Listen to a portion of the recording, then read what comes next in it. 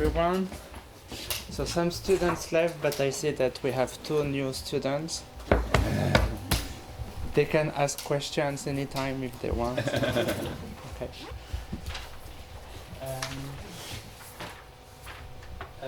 Okay. So today we are all a bit tired, so I have 2 topics that I would like to cover, and if we cover only one, I think it's fine. No problem. So the first topic, I decided to start with this one because it's a bit related to the main topic of the lecture, so glassy dynamics and mean field theory and computer simulations of particle systems in the dense regime where systems are disordered and dense. But on the other hand, it's a topic that's a bit newer than the field of the glass transition, so it's active particle systems when they get very dense. And I chose this one because it starts with a few movies, so that everybody can have coffee and tea while watching 4 movies. Okay.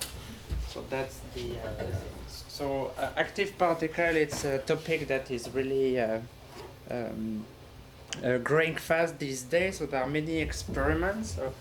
There are many computer simulations, and people are trying to do theory on this, and it's an entire new field in a sense. So if you look in the literature, you have several review papers dedicated to active matter. So what I'm going to cover is really the tiny bit of active matter that has overlap with the topic of the lectures. So activity plus glassy jammed dynamics. Okay. So the introduction will be those 4 movies. And so Olivier left, but I'm going to start with one of his movies. So part of what Olivier has been describing the other day is to show you that using well-crafted granular experiments, you can study jamming physics, Gardner physics, the physics of the glass transition. What he didn't tell you, and it's a bit surprising, that he can also cover the physics of active matter with granular systems. And this video that I'm going to show is the picture of another 2-dimensional granular experiment that Olivier is doing. So it's a table. I will show you in maybe. So that's an experiment by Olivier. So you have the typical granular disks that Olivier is studying, and they are on the 2-dimensional table. And I think the picture, the movie is taken from above, so you see the table from the top. Okay. So each particle here is a granular disk of the kind that Olivier described the other day, so they are few millimeters in size. And I think these particles, I don't remember the details, but apart from being these granular disks that you saw in the images the other day, I think they have something like 2 legs that are slightly asymmetric. So when Olivier is doing his shaking or tapping of the table, the 2 legs are asymmetric, and each particle is like walking along some preferred direction, which is the directions where the 2 legs have been glued together. Okay. So if you watch the behavior of one of the grain, this is what you see. So from the top, they look a little bit like pedestrians. Okay. So you have a preferred direction, and each particle is walking in the direction of its 2 legs. And this is granular shaking. And the question that Olivier was trying to address this time is whether some kind of collective motion that you see in human crowds can be detected using this model system of granular that are active. Okay? So the difference with the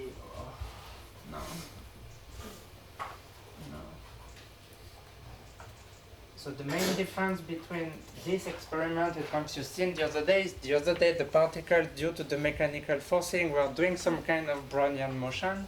And this is why Olivier was telling us that this is a good model to understand glassy dynamics of dense particle system. This time these guys are self-propelled, we call, so they try to walk in a given directions, they interact, etc. And then you see these patterns of collective motion, which was the topic of this experiment. Olivier has been doing experiments. Of course, when you compress this, you get the physics of jammed systems, glassy dynamics, and if these guys are active and super dense, then they will behave as active glasses, or glasses where the particle have some kind of self-propelled motion, which is the topic I would like to discuss today.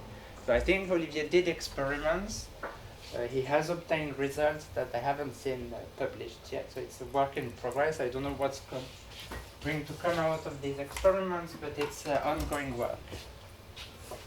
Okay, so that's the one motivation to do active glasses. Another one, it's this one. Okay. So this is an old movie taken in the lab of Cécile Cotin-Bizan in Lyon. And here the particles are not grains anymore, they're colloidal particles. And people in the community of active colloids have been working hard to try and devise, construct, synthesize particles that have the same type of self-propelled motion that you've seen in the experiments that Olivier showed. So if you follow one particular colloid, it's really walking very fast in a given directions before undergoing some kind of Brownian motion. But if you had Brownian particles, typically these guys would vibrate without any preferred direction. So it's a very different type of colloidal dynamics. And here, of course, the movie is taken in a very dilute limit where almost all particles never touch, apart from these small clusters. But then, as you heard also many times, colloidal particles are a good model to study glassy dynamics, jam dynamics. All of us have been talking about this. So if you could take these guys and compress them drastically, you would again study the competition between large density glassy dynamics and self-propulsion, non-equilibrium active things. Okay. A system that I like very much is this one. So it's a movie taken from a biophysics experiment. So I think, sorry, each particle here is a cell. So the size of the cell is about maybe 20 microns. So these guys are soft bags full of stuff inside. But if you think of the type of models that we have been discussing in the lectures, they are soft objects that repel each other. And if you look locally here, they are pretty jammed, so the packing fraction would be 1. The system is filled with these self-repulsive particles. So in the language of Andrea Francesco, from the very far here, if you forget about the biological detail, this looks like a jam packing or a foam or an emulsions of the type that we've seen in the experiment from just now. Of course, the novelty here is that these guys, they are so big, 20 microns, that if you waited for thermal fluctuation to make them diffuse, we would be there for a very long time. What's happening is that lots of things are happening because this is a living tissue, and then the cells, they have many things happening inside, and they start to, again, self-propel themselves due to the biological activity inside the cell. And you see that, oops, at the end of this movie, you see this very dense packing of soft repulsive objects that is moving relatively like a fluid. If you watch it, you see this swirling motion inside the thing. So remember, this is a completely non-Brownian thing because the particles are big. So we should see no behavior such as swirling motion or diffusion of the particles. But because of the activity, we see motion like in a dense fluid. And this is the topic that I would like to address today is, we know that if we don't have activity in these particles, nothing will be happening. The system will be totally jammed. We are beyond the jamming transition. Here we put some kind of activity inside the cells, and we see that the system is flowing like a fluid. So somewhere in between the dead tissue and the living tissue, as you increase the biological activity of this cell, something like a glass transition or jamming transition, unjamming transition will take place between an arrested solid and a dense fluid that flows like this. And so that's the topic of the lecture. Can we talk about the type of glass transition that we have been discussing in the lectures in the context of objects where the mechanical, the driving force for the motion of the particle doesn't come from thermal fluctuations. So it means that the very step 1 of Francesco, when he was writing the partition function or the Langevin equation for the particle, it's dead. We cannot start like this. So we have similar particles, but the input of energy doesn't obey anything like detailed balance or equilibrium statistical mechanics. And nevertheless, we see phase transition that looks very much like the ones that we like. So that's the topic, and someone asked the question, but I think he's gone. about this type of experiment that also look like jamming. So I think these are bacteria. So you see these elongated objects, and they get more and more elongated, and when they get too big, they divide into 2 bits. Okay, so that's a typical growth of a colony of bacteria. And again, if you look at the system in the middle, these guys are pushing, so they're repulsive objects, they're densely packed. And if you look carefully, well, not in this movie. I have 3, but I don't know which one is best. I think the particles are rendered here. And if you look when it's dense and it's inside, you again see some kind of motion. And here there is no thermal fluctuations. The bacteria, they don't move because they are not swimming in this case. The only source of the fluctuation is the division process of the particles. So they push each other because they want to grow, and then if you look inside, you see some kind of dynamic heterogeneity, collective motion. You see diffusion of the particle inside the colony of bacteria, which is again reminiscent of the kind of slow dynamics that we like, but then the source of the motion in the particle is very complicated. It's really the activity of the particle themselves. So that's the... These are my motivations to try and address the topic of active classes.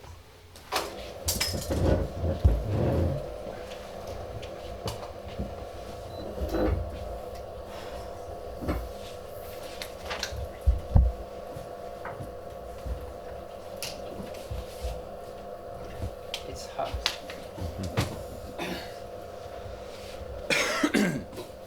Okay. Pierre?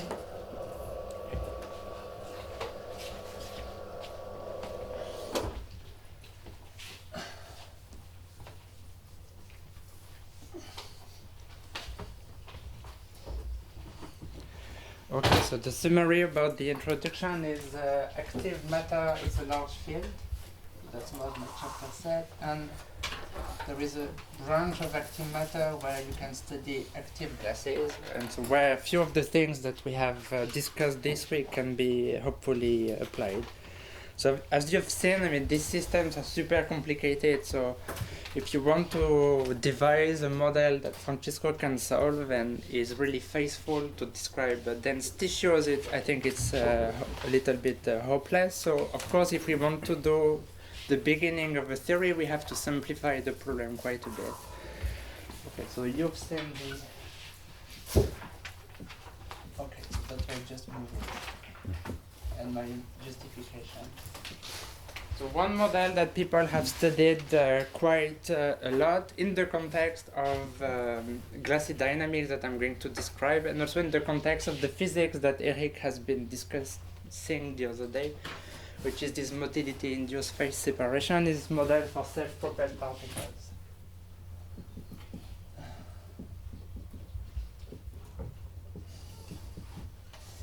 Okay, and in these models, of course, we go back to spherical particles that interact with a pairwise potential. So we go back to our favorite models for liquid. So the interactions between the particle is a typical liquid potential. And we take spheres, and we take isotropy, and we take point-like particles. We say a Lennard-Jones potential, or WCA potential, or harmonic potential, depending on what's your favorite model for dense things. Okay.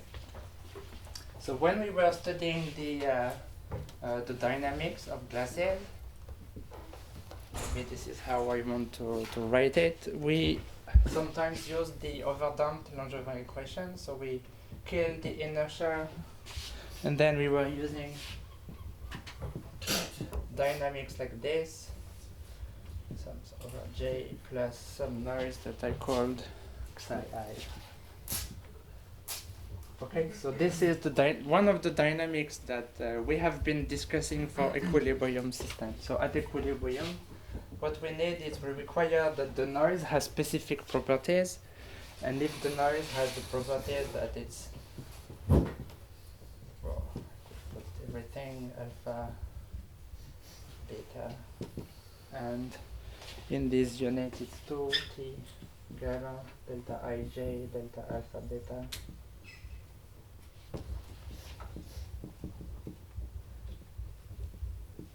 Okay, so if we take a noise that has this property, so it's delta correlated in time and it has the right fluctuation dissipation theorem, then we get back to the equilibrium dynamics that we have studied over the last 2 weeks. Okay, so the simplest modification I know for this non-equilibrium dynamics is when you change the properties of that noise term. Okay, so now psi of t is a solution of a process itself, which is an Einstein-Uhlenbeck process, which I won't. I will try to spell it.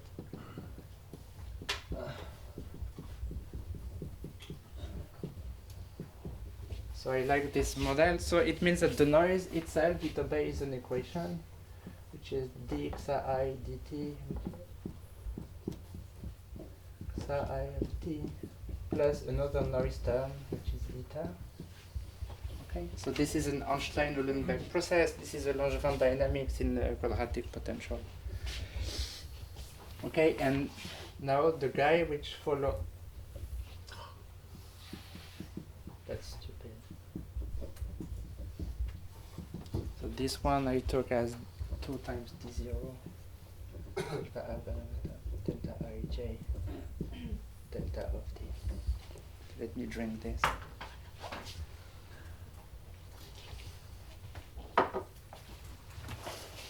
Clean my mess up. Okay, so we take a similar equation of motion for the positions of the particle, but the noise now obeys a different Langevin dynamics, and the noise term now is in the equation of motion for the noise itself. Okay, so if you solve these combinations of equations for the noise, you realize that the noise is characterized by 2 properties. So first of all, it's a Gaussian process because it's governed by a Gaussian process. So the variance of this guy is given by d0 times tau. So it's controlled by both the amplitude of the noise here and the time scale that I've put in my process, and the time correlation function for this guy.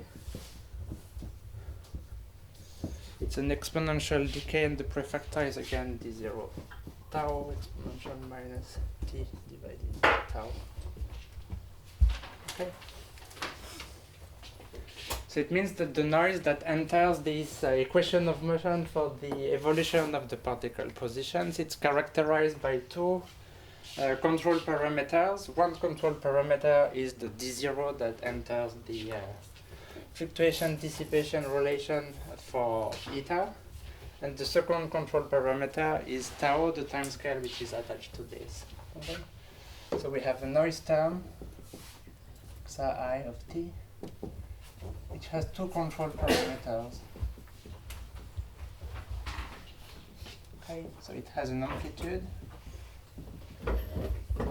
Just as in equilibrium, the amplitude of a noise is characterized is the thermal fluctuations, but now there is a time scale attached to it.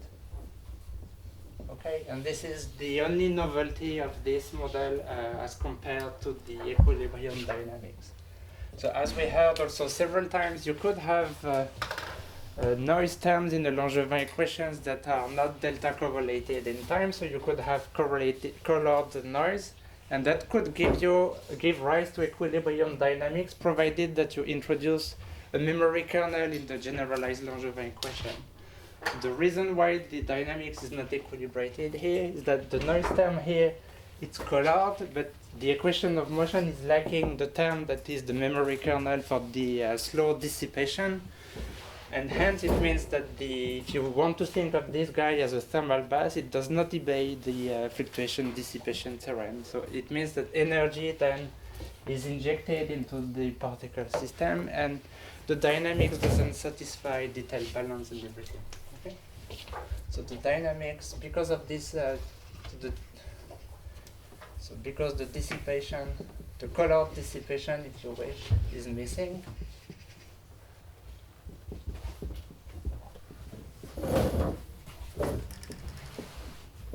So the system falls out of equilibrium by this dynamics. Okay, so that's a model that we like because it has the same functional forms that we have been discussing all along. It has only one new control parameter, and it's such that if you send then this timescale tau to 0, you get back to equilibrium. Okay, so there is a continuous limit when you send back this correlation time tau. When you send it back to 0, you're back to this guy, and this guy was giving rise to equilibrium dynamics. So you can start from equilibrium by having a very short timescale for the noise, and as you increase tau, you will bring the system far from equilibrium. So there is a limit where the active system becomes an equilibrium one, so that's a nice feature of this model. Okay. So if you want to study then the active dynamics of these systems, it means that if you study hard spheres, for instance, as we have been discussing a lot, so the control parameters that you have for hard spheres, we said several times it's 1, so you can pick the packing fraction, and the energy scale in the model we have said many times doesn't really matter, as long as decimal fluctuations are present. Now we have two control parameters for active hard spheres. We have not only the packing fraction, but we have also the relaxation time for the noise term, which we didn't have for the equilibrium system, where the hard sphere system was controlled by just by the packing fraction. Okay, and if you take some kind of different liquid, say the Lennard-Jones, where you will have the packing fraction and the temperature in equilibrium, now what you have is you have phi, you have d0 and tau. So these two parameters are controlling the amplitude of the noise and the time scale of the noise. So your temperature is replaced by two control parameters. Okay, so that's what I meant by saying the noise is controlled by two parameters. It means that you have now two things to change as you change the... So the phase space is the same phase space as in equilibrium plus one parameter.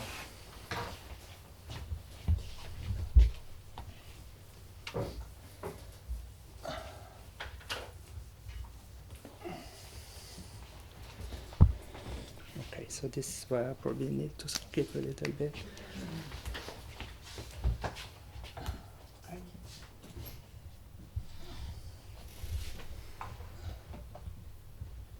So it's possible to solve these equations of motion for one particle in external potential exactly, and that has been done in a paper by Geosphere, which is very easy to follow and to think. So the one thing that maybe I will get from this thing is if you look at the free particle, so you have just one of these self-propelled particles, and the external potential is 0 and there is no neighbor. You can solve the equation of motion, and the mean square displacement you can compute. I'll give it... so the precise expression doesn't matter, but just to give you the physics of this particle, it takes minus tau, and it's 1 minus exponential minus t divided by tau. Okay, so that's the thing, the mean square displacement for one of these particles without any external potential, so no interactions at all, so just the one particle physics. And if you look at this, you find something like this, that this is in log scale, so this is the time, and that would be the mean square displacement for that particle. Unsurprisingly, there is a crossover time which is set by the column noise, and the mean square displacement grows as t squared at short times, so the particles move ballistically at short times, and they move diffusively at constant times, and I have the velocity and the diffusion constant if you want. So do this in the train this afternoon. Okay, so you have a diffusion constant, which is again the combination of these control parameters, and the velocity here v is 0 tau divided by gamma square. So the reason why I mentioned this is to make the connections with the movies. So it means that if you take one of these particles, despite the fact that we have no inertia in the system, because of the self-propulsion, the activity of these particles, at short time they move ballistically with a given velocity, and at long time they undergo some kind of Brownian-like diffusion. Okay, so at long time the particles look Brownian, as you saw in the movie of, say, Olivier or the colloids. But at short times the particles move in a given direction with a well-defined velocity, despite the fact there is no inertia in the system. So that's why we call these particles self-propelled. They really behave as these self-propelled particles.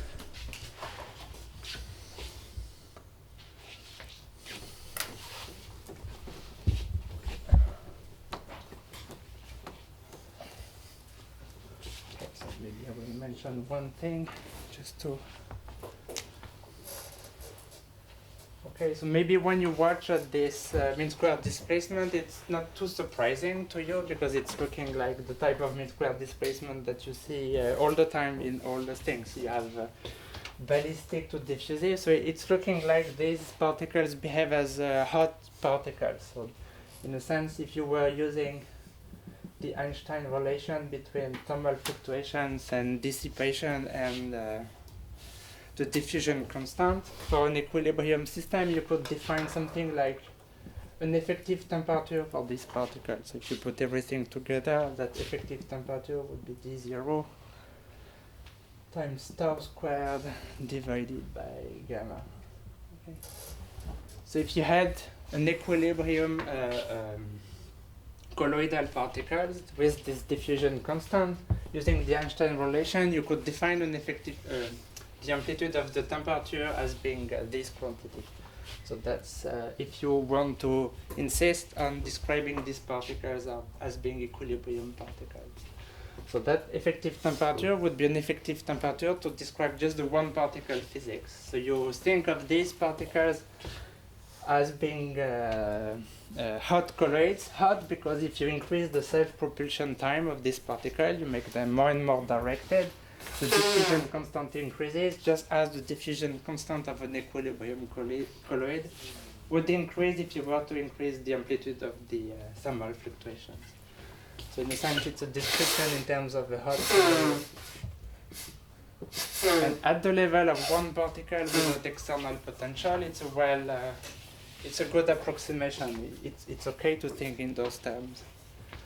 So what the Geosphere has shown is that if you put these hot colloids in a harmonic potential, okay, so it's you can even make it one-dimensional if you want. You solve all the coupled Langevin equations that I mentioned in the case where you have one particle and just a harmonic potential. So everything is very simple because the differential equations are totally trivial, almost linear. So you can do everything analytically. Okay, so the one thing that I wanted to say is that, so you have this potential like this, okay, and this is where the particle this is what the self-propelled particle is doing. It's doing its self-propelled motion inside of a harmonic potential. So if you solve these dynamics and you look at the probability distribution of the particle inside this harmonic potential, this is what you get. So I'll go directly to the result. In the steady state, the probability distribution function for this, it will be a Gaussian distribution. So this is what you would have expected from the Boltzmann distribution. So it's minus kx squared divided by 2a, and I'll give you the expression for a.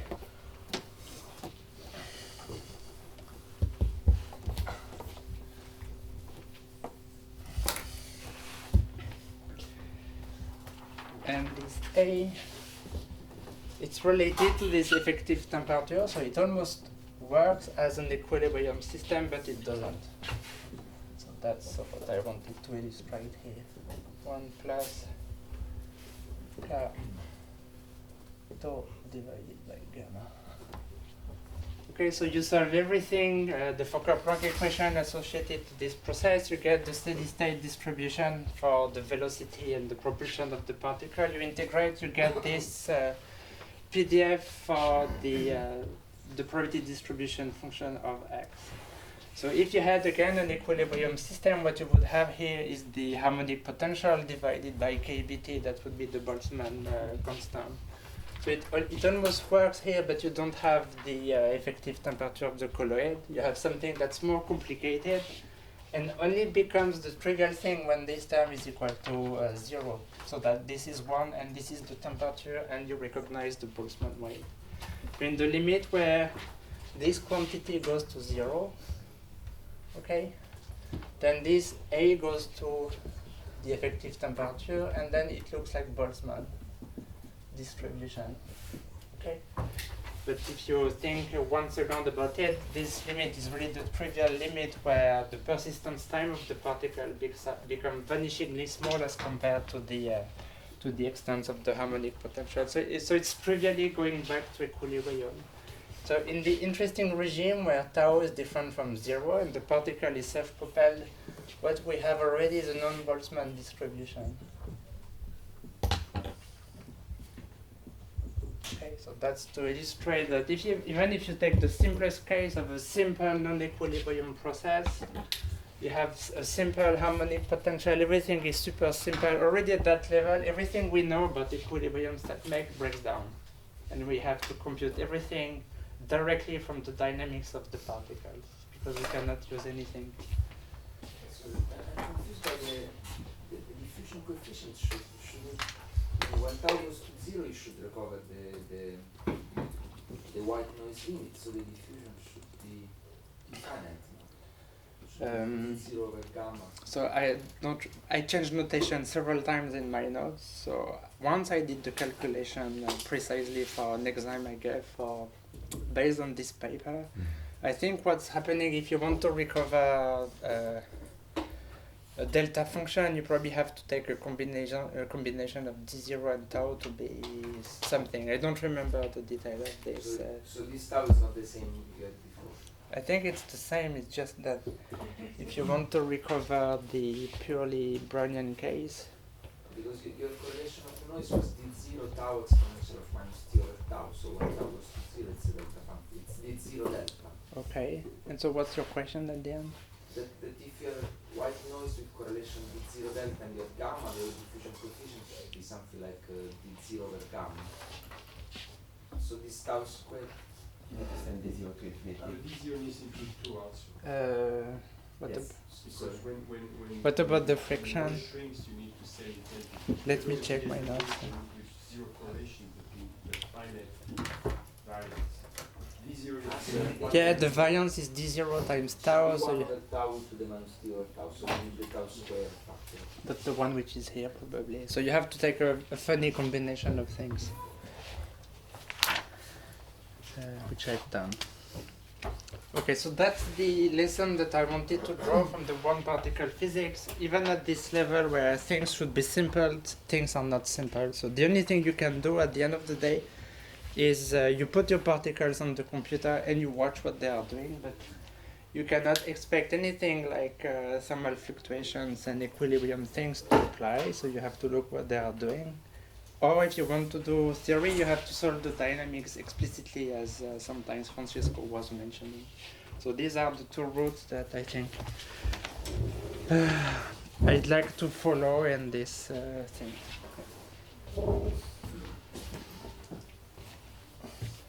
So if I want to go towards active gases, I have to put back the interactions in the large density and look what's happening.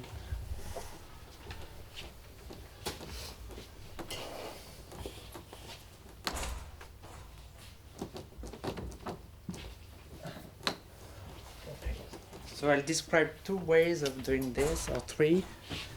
And I mentioned this because we have talked a lot about this in the lecture.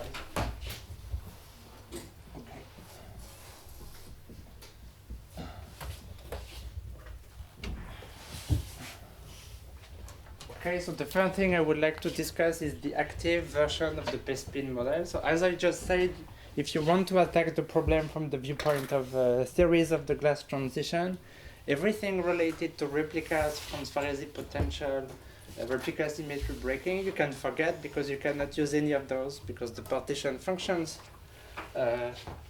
cannot be used. The system is not at equilibrium. So most of the Francesco lectures are gone, in a sense. What's left is looking at the dynamics, and this survived. Okay. So I just write down a few equations just to remind you. So we take, as I said, our favorite glass model. So this is, for instance, the Pastebin. Okay, so this is our favorite glass Hamiltonian, but now we have to give it some kind of active self-propelled dynamics. So the simplest way that you can think to do this would be to restart from the Langevin equation we had for the Pastebin model.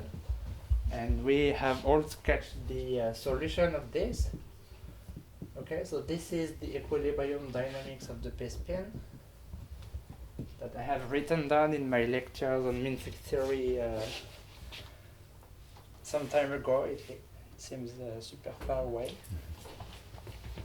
And then you have to add something which is a new term that's going to drive the system out of equilibrium. So you have to add some kind of active forces. Okay, that would account for whatever self-propulsion or energy injection into the system. So now it's your choice to decide what kind of active forces you would add, but you would like to add a force that does not derive from a potential. And if you want to add noise here, you will be very careful not to introduce the colored dissipation term that would maintain the system in equilibrium. So for instance, one easy thing you can do is take, for this process Fi, which is the active noise, you can take it as a colored noise with some kind of memory kernel here, which is not a delta function.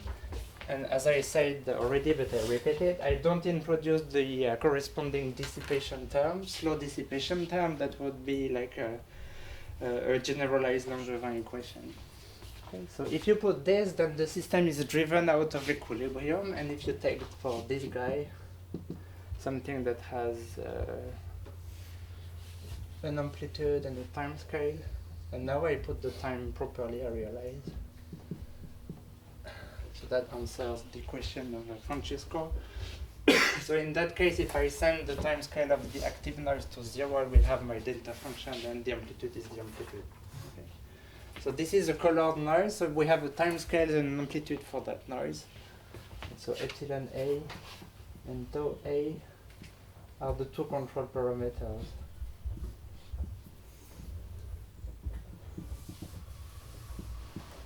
For the active forces.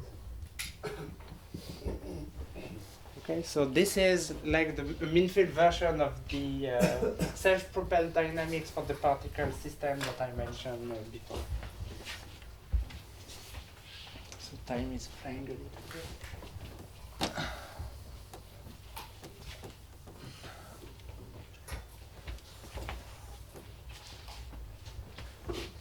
Okay, so I have to be a bit faster.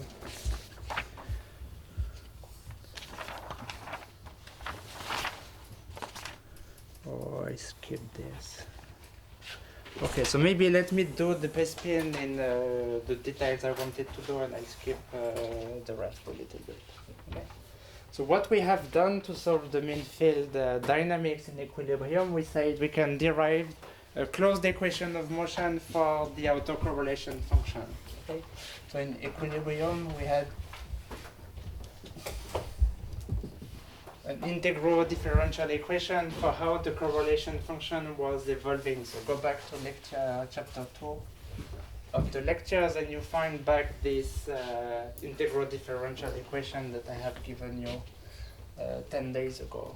So for the active model, it's again possible to derive dynamical equations of motion. So the two quantities now that you have to follow is not only the correlation functions, but the corresponding response functions. So I'm not sure I will write everything.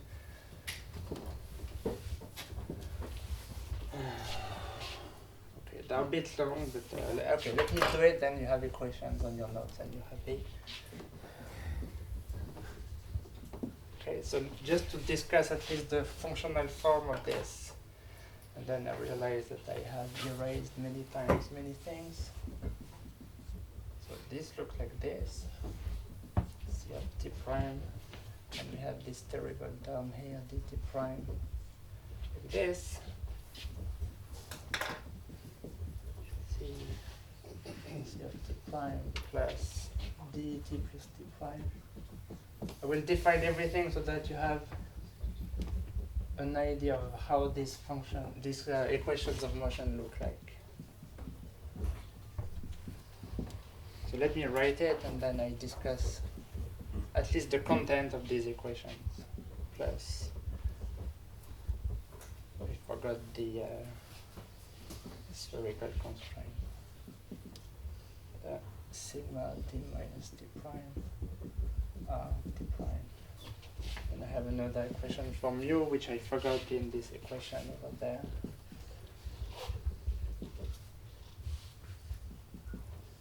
And here we have d times r plus sigma times t, all taken as t prime.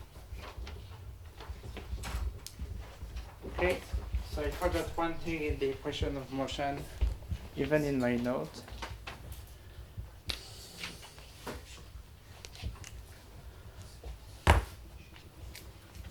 Which is the, someone says 1s.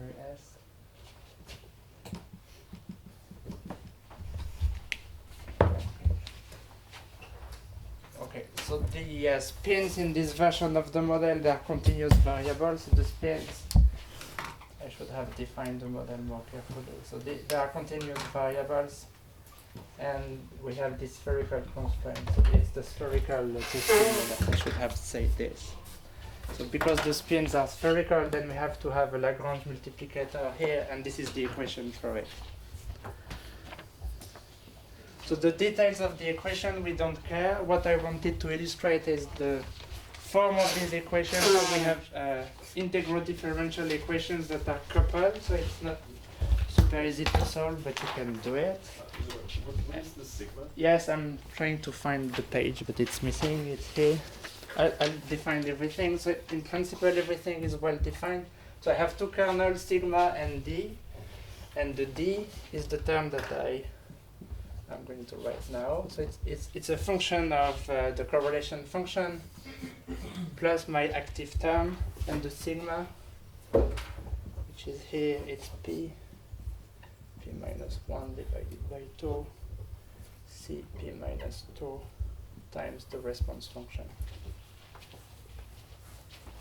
Okay. So what we'll do, we'll just take a look at the equations and describe how it works, and then we go to the physical behavior.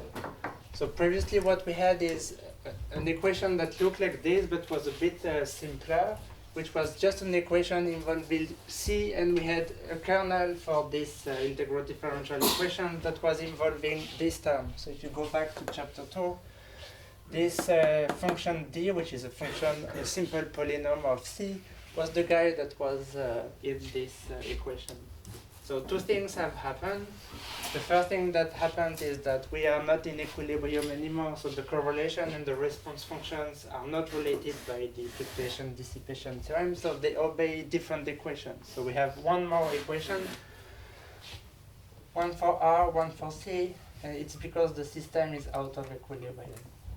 Okay, so we cannot assume the fluctuation dissipation relation that Francesco has used explicitly, for instance, when he derived the mean field dynamical equation. So we cannot do this, so we have to live with twice as many functions as before. So that's why we have these two equations instead of just one for equilibrium. The second thing that you see is that the active forces, they enter this kernel, so they will enter into this dynamical equation. So the way that I'm driving the system with this active force is going to modify the dynamics in a way that's totally non-trivial. So I cannot just watch the equation and decide what's going to happen. I have to, for instance, put them into the computer, solve them for specific kernels for the memory, and see what's happening. Okay? So that's one feature is this. And of course, the novelty is that we have these active forces that enter the kernels of these equations explicitly.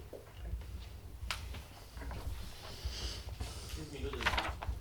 Yes? There is a kind of no causal path in the equation. Yes, okay, good point. So normally when we do these calculations in the Pastebin, what we do first is we derive dynamical equations for two-time quantities. So these are spin autocorrelation functions.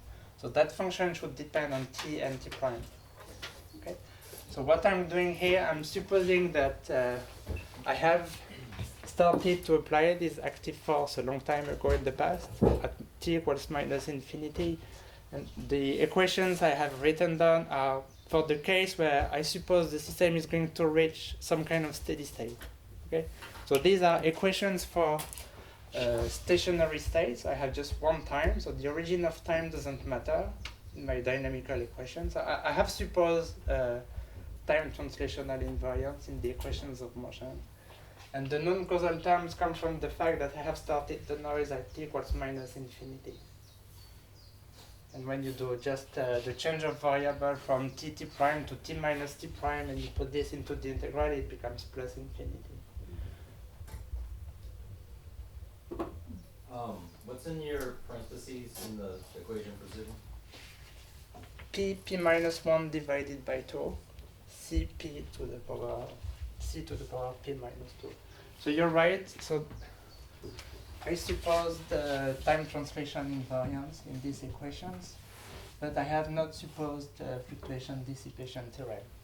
Okay, just steady state. So I start the activity long time ago, and I see whether the system can obey this kind of thing.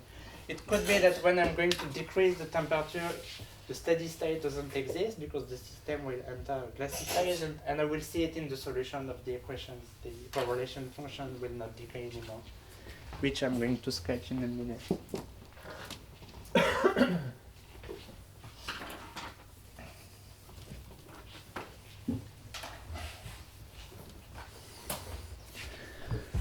Okay.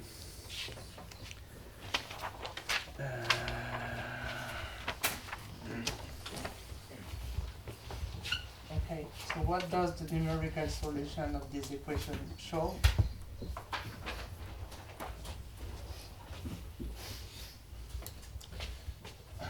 They show the following thing. So what I have done is I have chosen a pair of numbers for the amplitude of the active forces and the time scale of these forces, so 3 for epsilon, 10 for tau, something like this. And the parameter that I'm going to vary is the temperature of the thermal noise that was in the equation. So I'm going to decrease the temperature from a high temperature to a low temperature for a fixed amount of active forces. So that's one way to go through the phase diagram.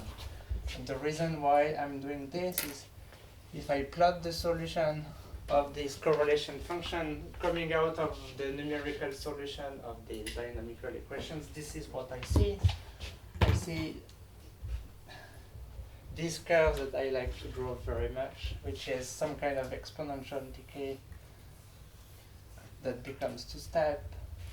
The second step becomes slower and slower, and there is a temperature below which the correlation function doesn't decay to 0. So that's the numerical solution of these equations. So I'm decreasing the temperature here, and what I have is there exists a dynamical transition, so there exists a critical temperature Td that depends on everything, depends on epsilon A, tau A, and T, below which the system is not ergodic.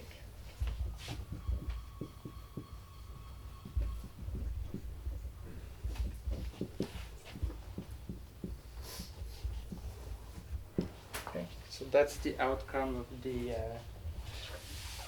numerical solution of these equations. So again, one of the novelty of this is that the dynamical transition, which is the quantity that in the equilibrium dynamics of the Pastebin we have been able to solve analytically. So the TD, when at equilibrium.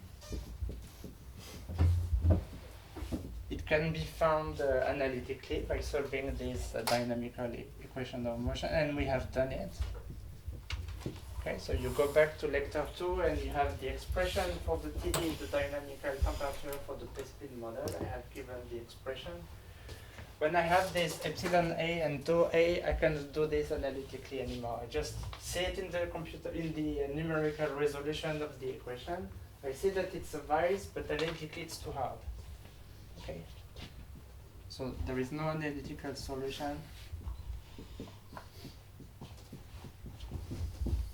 out of equilibrium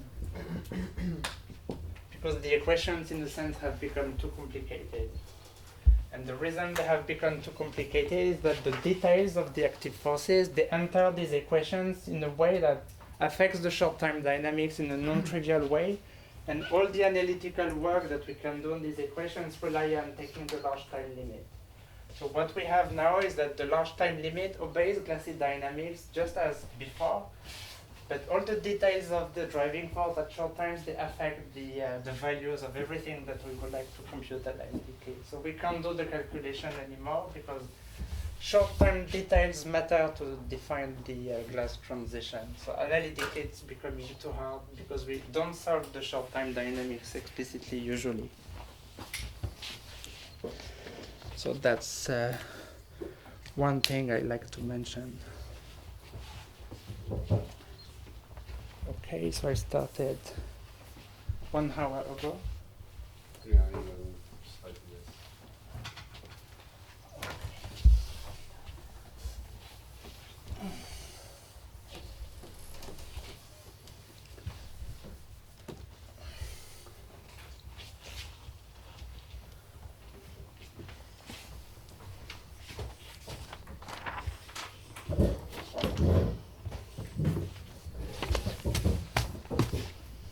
Okay, so I continued the active, and if I have to skip the second part, I skip the second part.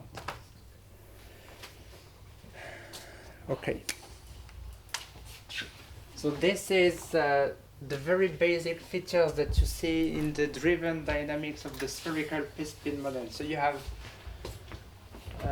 introduced explicitly these active forces. They give rise to a dynamical transition that, if you look at the time decay of the correlation function, looks like everything that you've seen in the last 2 weeks. Okay, so this guy looks really like a glass transition, where the relaxation time of the system is diverging. You see straight exponential decay, a growing time scale, so everything, all the glassy phenomenology survives. Okay, but it happens at a critical temperature TD that is controlled by the details of the active forces. Okay. For instance, one quantity that Francesco has computed and used quite a bit in the calculation is the plateau height that comes out of the dynamics that he was inputting then, that he was using as an input to the thermodynamic calculations he wanted to do with the Franz-Parisi potential. Similarly, you can compute this in equilibrium. Out of equilibrium, again, what you do at short time with the self-propulsion active forces is going to affect the value of Q. So similarly, if you want to compute the plateau height here analytically, you cannot. Okay, so you have to solve it numerically and measure the result by the dynamical equations. Okay, so that's painful, but this is what you have to do out of equilibrium. So you can do many more things with the active Pastebin, but I'm going to write down one more equation, which is the active mode coupling theory.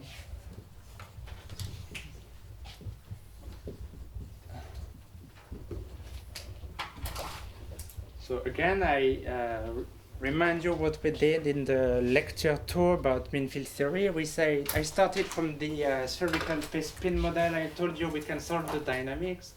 We can also solve the thermodynamics properties. And this is how the mean field theory unfolded in my lecture.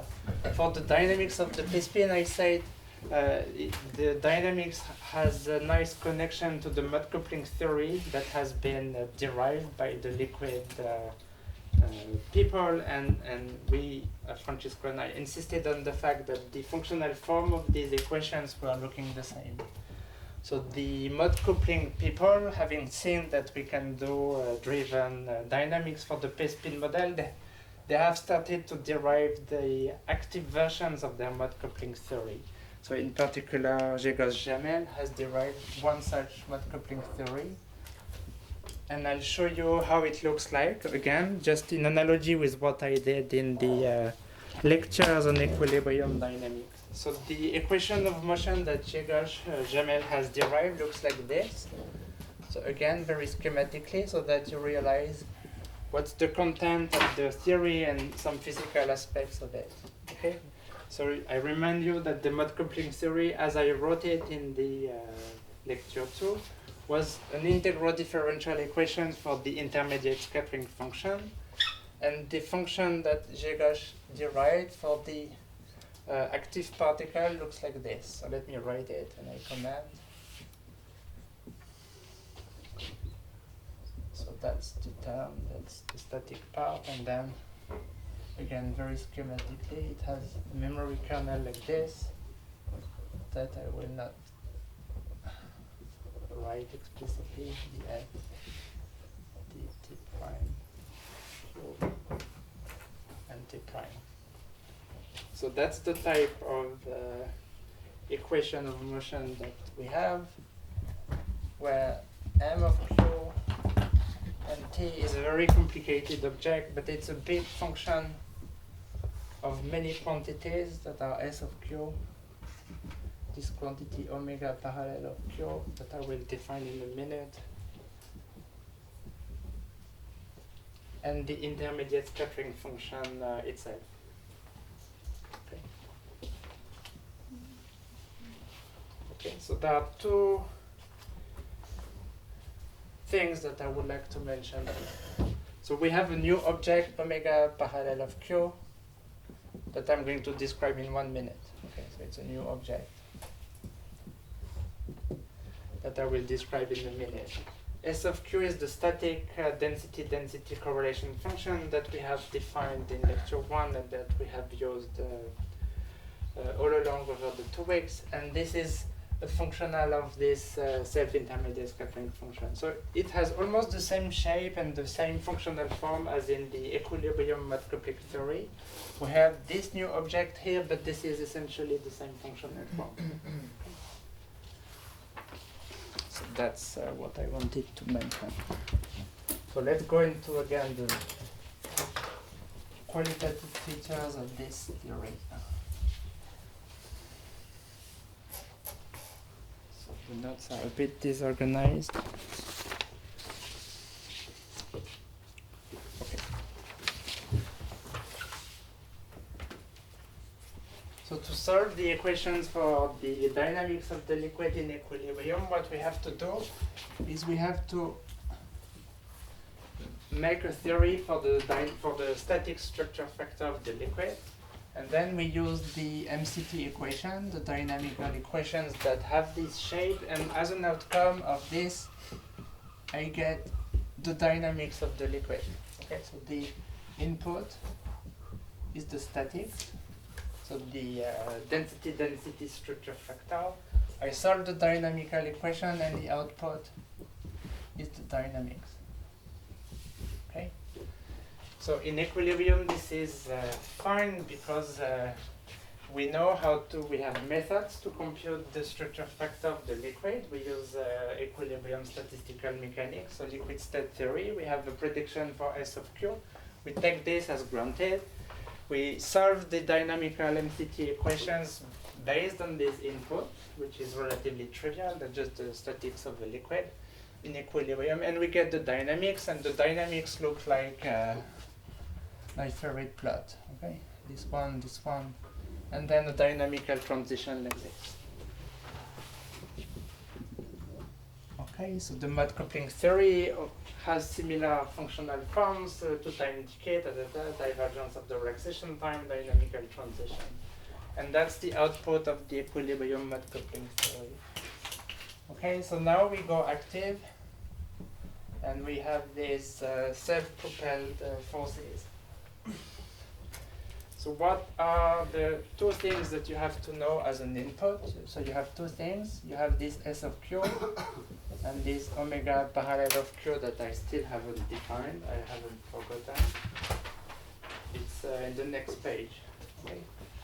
Then we use the MCT, the active MCT equation that I have written down over there, and as an output you get the FQT. Okay. Maybe it's the time to write the omega parallel.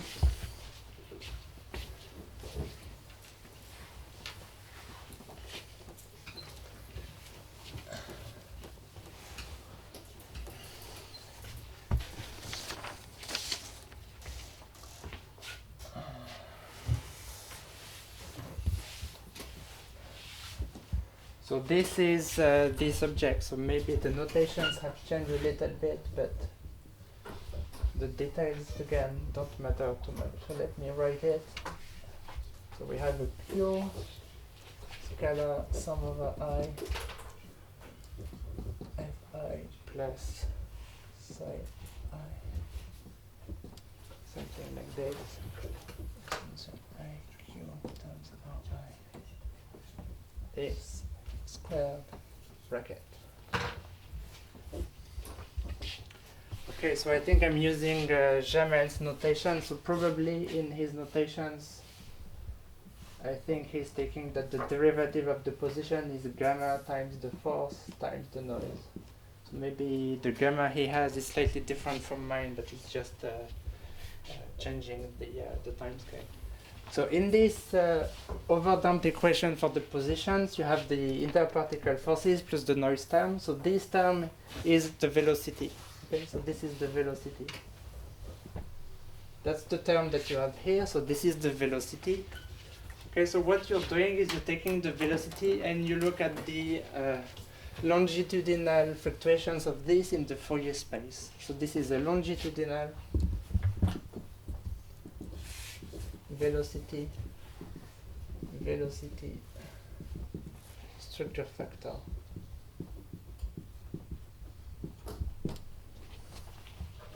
Okay, so this is like special correlations of the velocities. Velocities are vectors, so you have the separation point between the two particles, and you look at just the component of the velocity along the particle distance. So that's the longitudinal part of the velocity field, if you wish, of the velocity field. Okay, so that's a new object. And why is this a new object? Is that if you think of a liquid in equilibrium, you have the positions of the particle and the velocities in equilibrium systems are totally uncorrelated with the positions. That's the essence of the Maxwell-Boltzmann distribution, which says that the joint probability distribution function for positions and velocities is just the product of the two, and the PDF of the velocities is the Maxwellian distribution for the velocity. So if I give you a liquid, I give you the positions, you can remove all the velocities and draw them with the Maxwellian distribution of the, which is what we do all the time in computer simulations. And you don't care about which particle is which. You put the velocities and that's it. It's an equilibrium liquid. If you go and drive the system out of equilibrium, now the velocity field itself is becoming correlated to the positions. And then you have to take into account the spatial correlations of the velocities, which is a new thing. Okay, so this is really because the system is out of equilibrium. The distribution of V, it's not the Maxwell distribution. Okay, so it means that the joint distribution of positions and velocity is not a product of the two things. Okay, so that's, I think, an interesting observation. So it means that if you take a snapshot of your liquid now and you plot the velocity, then there will be interesting correlation patterns in this. And this was a little bit exciting at the time because it means that there are interesting, perhaps interesting physics in the velocity field. Okay. So if you remember the movies that I showed you at the beginning, where people in the active matter community are looking for models and experiments where you develop some kind of collective motion, it's interesting to have potentially large-scale correlations of the velocities, because it means that all the particles are moving in a correlated way. They have velocities that are spatially correlated. Okay, so some people have started to work on this object, but then that's a key new feature of being driven out of equilibrium, of being self-propelled. Okay, that's one thing which is interesting, and it's a feature of being out of equilibrium.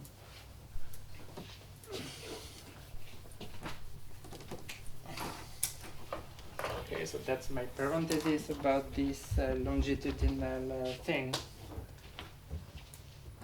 So I've discussed omega parallel, I've discussed S of Q a little bit. So now if I want to use the mode coupling theory for active liquids, I have many problems. I have an equation of motion for this guy that gives me the dynamics, but I have to input two things. One thing is this new object that I have just described, and the second thing is the structure factor of the fluid in the steady state in the presence of the active forces. And this, again, is a non-trivial object, because I have no theory that is giving me the pair potential and the active forces, and I output the density structure factor. So that object that was totally trivial in all the equilibrium calculations that we've discussed so far. So for instance, this is where Francesco said the structure of the liquid, I computed exactly that it's chapter 1 of the book. Because it's so trivial. In 3 dimensions, there are excellent approximations for equilibrium fluids and the structure factor. As soon as you put a little bit of non-equilibrium activity here, you're left with an unknown object. So it's becoming itself a complicated object, and you have no theory for this. Okay, because you cannot use, again, equilibrium statistical mechanics to compute the simplest object of all for liquids, which is the density structure factor. So this one, as I've just described, is this complicated, interesting velocity field that has, again, potentially large-scale spatial correlations. So these two objects are actually super complicated, and there is absolutely no theory to get there. So it means, by contrast with the equilibrium mode coupling theory, where this is super well known, and the interesting bit, or the difficult bit, is to really look at the classic dynamics. The input of the active mode coupling theory equation is already super hard, and we don't have a theory for this. So we don't know what to input to predict the dynamics. So it's not a very predictive theory for the moment, but that's what it is. I mean, that's a difficult problem, that's what I mean. So it means the theory is not predictive.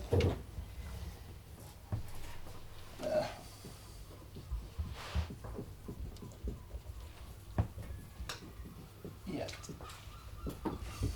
Because we don't know how to compute the input needed for the theory.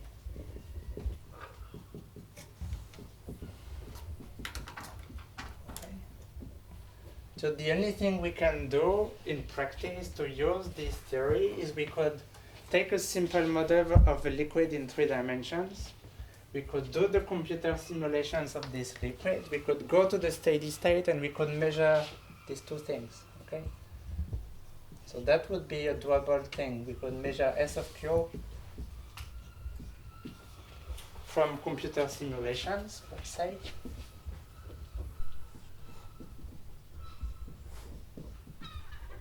And we could use these numerical measurements as input to the theory and predict the dynamics out of this. Okay, and we've tried to do this. Yes? So you can imagine through MCT. So you start from equilibrium, so you input the equilibrium structure of the liquid, and then you switch on the activity and you do MCT. Yes. And you reach the steady state, but then you have to do a 2-time thing. Has this been tried? So in principle it's doable. I think perhaps So that version of the MCT is similar to what Matthias Fox is doing for the shear. So it's the integration through transient that has equal. As far as I know, and as far as I've seen, for the even for the sheared case where this has been developed, you say you start from the equilibrium, you put the shear, and an outcome of the theory is the prediction of S of Q. I'm not sure the predictions are too good, but you're right. I mean, this could be done. And perhaps the only guy who tried to do this for active is Brada. But I'm not too sure whether he's just derived equations without showing anything concrete. But in principle, that would be doable. So you could have a theory that outputs this, but I don't think it has been done. And the only theoretical attempts to compute S of Q for active liquids are really bad. I mean, of course, the papers don't tell you they're really bad, but there are situations like low density, high temperature where it's not too bad. But for the cases of interest for dense liquids that are active, the theoretical predictions are really poor. I mean, you do the simulation, it's totally different. Even qualitatively, it doesn't work. So I haven't seen any good predictive, even at the qualitative level of the structure factor for the fluid up to now.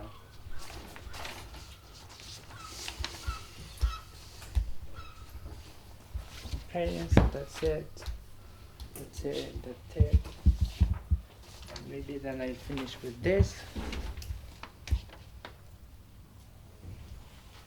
Okay, so this was two ways to think about active particle systems in the glassy regime. That was essentially extension of the mean field theory for the glass transition to understand active particle systems. So in the lectures we went through kinetically constrained models and all that stuff. This hasn't been really applied to active particle systems, I don't think so. So the only part of the lectures where an extension to active system has been made is doing direct computer simulations of dense liquids in the regime where you have these active forces. So computer simulations of active glasses. And there are many papers on this. Okay, so if you want to do computer simulations of the 3D, 2D liquid with self-propulsion, you take your favorite potential, say hard spheres, Lennard-Jones potential, WCA, and all these guys have been studied, and you add this self-propulsion. Okay. And in the computer simulation, it's a slight modification of your usual equations of motion. So technically, it's really, really easy to do.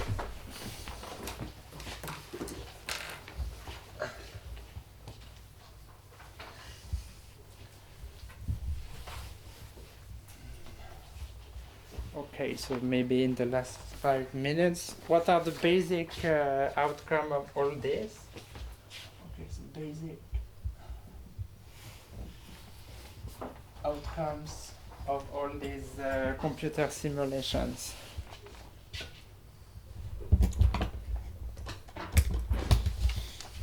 Okay. So if you do computer simulations and you look at the pair correlation function or its Fourier transform, the structure factor of density correlation. So I told you for the theory this is key because we need this as an input, for instance, for the mode coupling theory equation. So what simulations have shown is indeed these simple objects. So simple because in equilibrium we just spend 2 minutes defining them, but we go to the interesting, difficult part, which is the glassy dynamics. So as I said, these simple objects, they become non-trivial. Okay. So I repeat this once more. Okay, so that is, if you know the pair potential, you have your hard sphere system, you put a little bit of self-propulsion, the pair correlation, the structure of the liquid is very much affected by the active forces. So that's really, in a sense, a little bit unexpected. Okay, so for instance, just because we've been discussing hard spheres to test these 2 weeks. If you start from the equilibrium Hard sphere pair correlation function, so that would be something like this, and then you would have a discontinuity at sigma for the particles, and then you would have your fluid oscillations like this. So that would be the pair correlation function for equilibrium Hard spheres. Okay. So you start from that system, so it's at a given packing fraction. You measure the pair correlation function at equilibrium, and this is what you get. Now you take that system and you add a little bit of self-propulsion to the particles, so they move in a given direction for a finite time tau instead of being totally Brownian. And what you see is the development of a super large peak here. Whoops, it's vertical. Okay, so you see something like this, and even at large distances, it's very much affected. But the biggest qualitative feature is that you see a development of this very sharp peak here. Even if the time scale for the correlated noise is over the, say, 1 or 2, the macroscopic time scale for the dynamics, almost immediately you go away from equilibrium in a rather dramatic way. So you don't need super large persistence times to totally break the structure of the fluid. And if you have this very sharp peak at contact, if you think about the definition of the pair correlation function, it means that the probability that 2 particles are really sticking together it's much enhanced. Okay, so this is some kind of stickiness. Okay, because the probability to touch is really much affected by the self-propulsion forces. So it means you start from your hard sphere system that has purely repulsive forces, so the particles are just hard objects that don't want to overlap. So that's the equilibrium system. So it has the usual shape. As soon as you turn on the self-propulsion forces, the particles go into contact and they stay there for very long times. And if you take a snapshot of the system and you measure the pair correlation function, you see this very large and it's looking like an effective stickiness. So despite the fact that the particles are purely repulsive, out of equilibrium, they behave as sticky particles. And I'm mentioning this, I finish my sentence, because this is very much related to the physics that Eric has been describing. I mean, if you take repulsive particles and you self-propel them, you discover that they tend to stick together. And so if you have thermal forces and attractive forces, what could happen is that you have a liquid-gas phase separation. And so the analog of the liquid gas induced by the active forces is what is called the motility induced phase separation. So that stickiness that is going to affect very much the glassy dynamics is the same stickiness that is sort of explaining physically the motility induced phase separation that Eric has discussed. If you look at the pair correlation function for the particles that are moving faster, like something like this, is that peak sharper? Like, should we think this is like one particle is moving and pushing a bunch of other particles, which is why is sort of the stickiness, or like is it? Well, I don't think I have seen anything like this. I mean, if you remember what Eric was doing, he was not really thinking of these things in terms of stickiness. He was saying the picture I think he tried to give, and this is how his model was constructed, is that if you have hard objects that self-propel themselves in the same direction, well, they block each other, and so they stop moving a little bit. And so the stop moving thing is what I call stickiness. But in his language, it was rather like the diffusion constant of the particle was a decreasing function of the density. So if I'm trying to be self-propelled, but there are many people around me, I diffuse slower. Right. So it's like a kinetic view, and this is like a thermodynamic view of the same process. Okay. Question. Yes? This reminds me with what Federico was saying about trying to optimize the dynamical transition, for example, to continuous coloring. When you try to optimize it, you find that particles are, you put them the nearest you can, no? Yes. And so, Yes. this, I mean, can this active part can be a way to thermalize better some states that are not thermalizable without the active part? So you start the active part, you try to thermalize it a temperature that is, for example, below the dynamical temperature, and then you stop the active part and you, like with the swap. Yes, I mean you're right. I mean I've thought about these things as well, and I mean we've been discussing this with Federico and Francisco as well.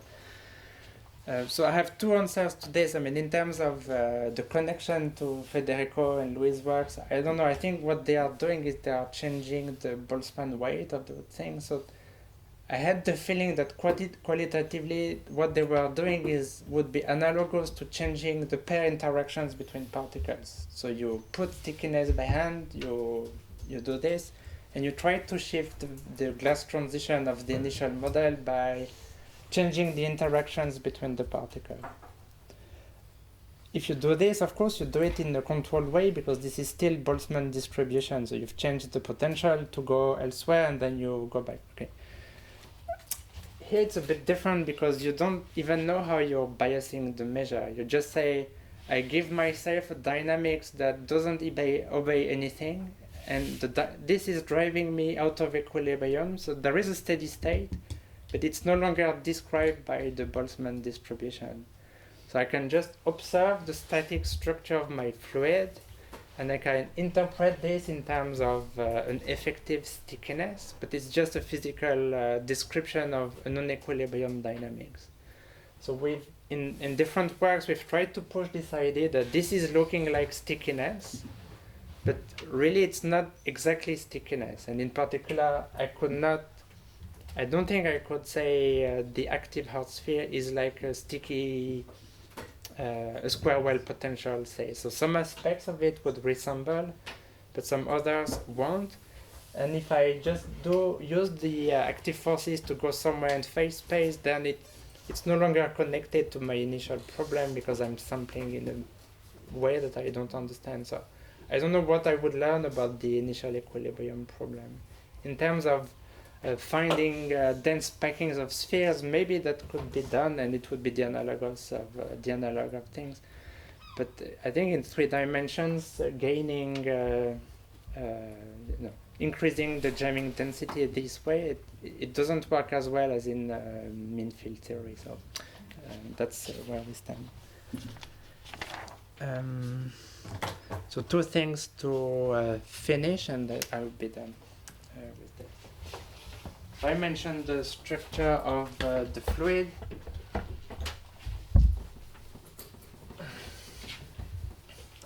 So these velocity correlation functions, they have been studied now.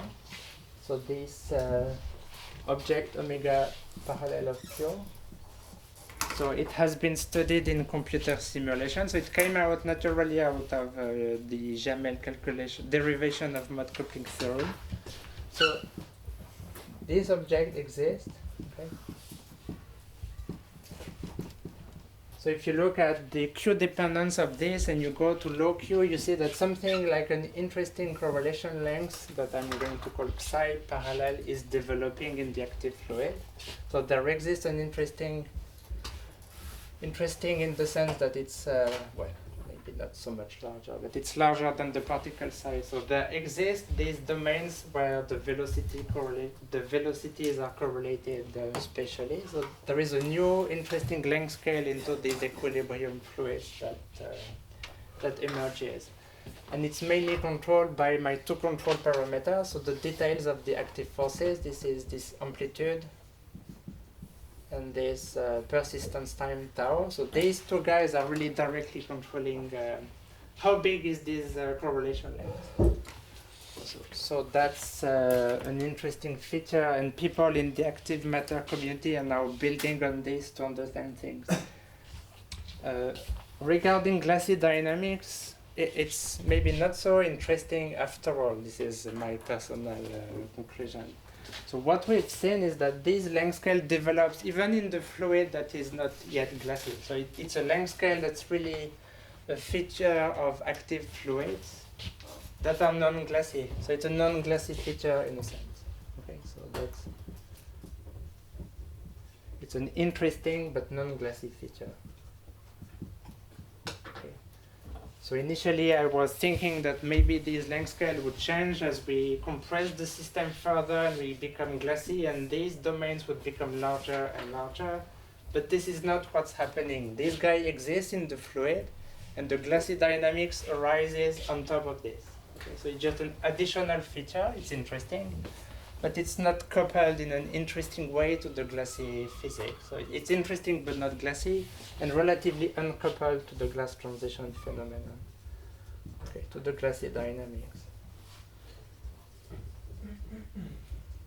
So it's very weakly dependent, say, on the packing fraction as you increase the packing fraction for hard spheres, for instance. It's there, so it's 5 or 10, say, in the liquid.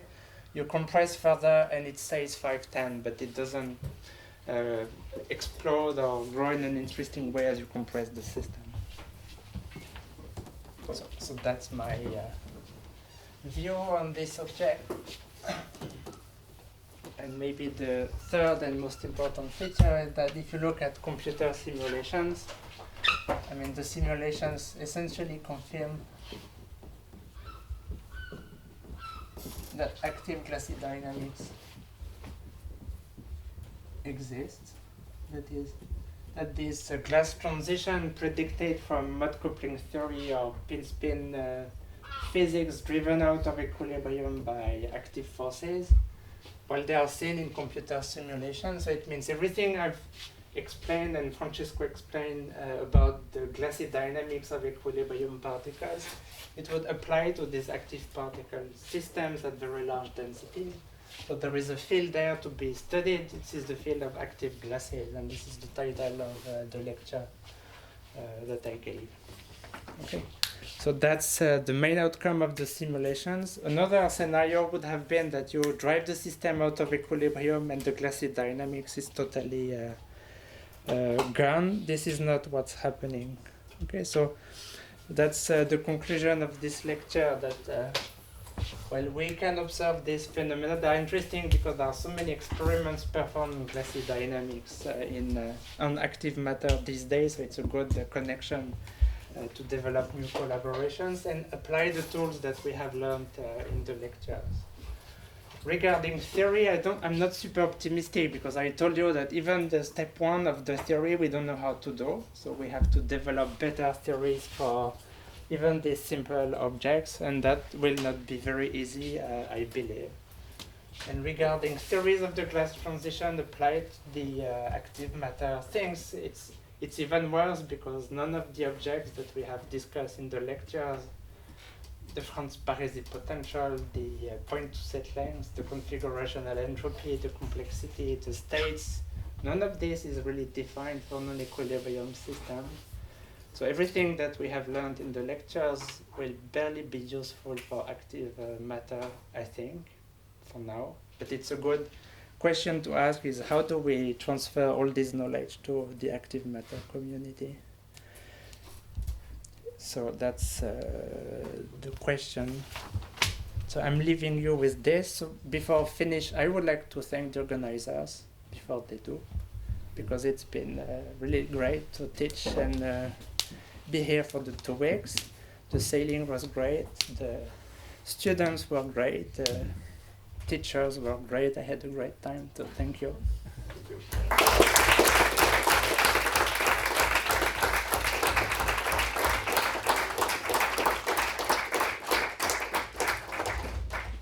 Questions? I had one actually.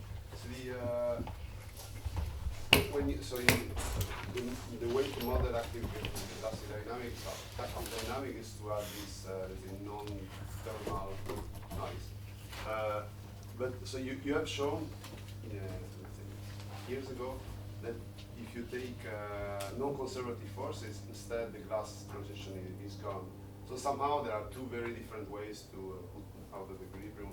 And is it clear that all the things that you find in the experiment belongs more to the class in which you just have to put a noise which is, let's say, non-thermal, and you don't have to care about the other things that you did. So in the case in which you put non-conservative forces that destroy the glass transition. No, you're right. I mean, I started by showing movies of complicated systems, and then I said, well, we studied that model. So clearly, I mean, not all the movies could be described by self-propelled particles. So that's for sure. So the only case where we know something is this model, because it's so simple and so close to the equilibrium that it's a simple extension. If you want to model using Pastebin physics dividing bacteria, I don't know how to do it even in a schematic way. I mean, maybe that's a topic for discussions with Jorge, that maybe he could invent a Pastebin model for bacteria. It's not a joke, but it's difficult to see. Of course, in simulations, you could try to put more ingredients that are different and maybe some active things. So the dividing bacteria was a little bit to get a question about it. So that we have tried to study in the context of this type of model. So you put repulsive harmonic spheres, say, and you grow them and you divide them, and you put no other source of noise. So clearly this is a case where we've killed the self-propulsion, and now the activity is this division. So how to think about this in terms of simple dynamics for the particles, I don't know yet, but I mean, this hasn't been done, obviously. But we've done simulations of this, and that's a case where I believe we see motion inside these growing tissues, say, or colonies, if you want. But I'm fairly convinced that the glassy dynamics or jamming-like dynamics that we see, it's not the same as the glassy dynamics I described here. And precisely it's more connected to the physics of sheared system. That's my intuition. It's not even published because we have been very slow. But what I think is happening, just to be a bit more precise, that these tissues are growing. So it's as if the system was being stretched externally like this. So it's a bit more like a global mechanical forcing on the system, and then you have the yielding happening inside. So that's a case for which I believe that as soon as you'll be growing the tissue a little bit, the glass transition will be destroyed. So that would be more closer to the case of sheared system, perhaps. So the analogy with glassy equilibrium glassy dynamic doesn't always work, and I know at least one case where I'm fairly convinced it doesn't. That's it. Other questions? You talked about the mod coupling theory and also the dynamical transition, but so what is the evidence of like the analog of viscosity of relaxation time? Does this like grow compatibly with any kind of mod coupling expectation, or that would give, I don't know, similar crossover to something else and maybe activated dynamics even if in a landscape that we don't know? Has it been measured? Well, the relaxation time, yes. And I mean, if I give you results of computer simulations from self-propelled particles and I ask you, is it an equilibrium system or not, you wouldn't be able to tell me. So it means you'll have a power law that's obeyed approximately over 3 decades, and then a crossover to something that looks like activated. So you have the similar and then activated over what? We don't even, I mean, for equilibrium systems we know a little bit. For non-equilibrium systems we know nothing. But the phenomenology is really, really similar. So it means some of the things that we have been discussing probably be useful to describe these systems, but we don't know how to even start measuring them. Configurational entropy, for instance. A slightly more complicated active particles model would include alignment interactions. Yes. Have you tried playing with that? Well, I've thought so much about it, but I never tried it because this took a lot of time to really go through it. And I have to say, I played with alignment at the very beginning before I even started. And one of the movies, I had this movie directory. One of the movies was a model for aligning interactions and hard spheres and self-propulsion. And it shows super nice swirling motion. So I know that there is interesting physics there, but I'm not saying it too loudly or publicly.